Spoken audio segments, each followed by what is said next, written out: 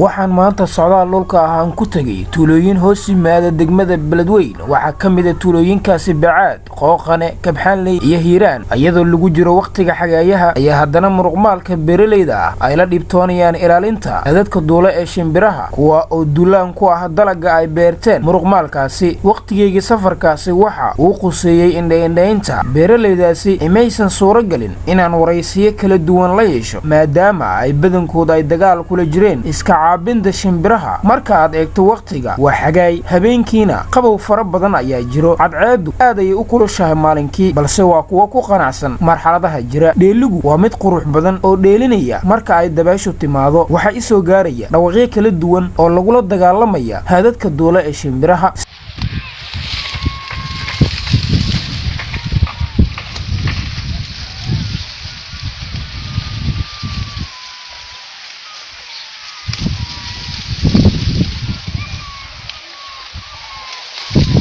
sidoo kale waxaa jira dadka qaar ee beeraleyda oo iyagu gabi ahaanba isaga tagay beerahooda kuna sii deeyay shimbiraha kadib marka ay u dulqaadan waayeen xaaladaha adag ee halkani ka jira hase yeeshee halkan baahiyaha ugu weyn ayaa ah waxa ay cadceedu iyo qabowga ka galaan iyo weelal ay biyuhu ku shubtaan Ibrahim Maxamed Xasan Ibrahim Jamuni janaalka bartamaha May magaalada Beledweyne maamul goboleedka Hirshabelle.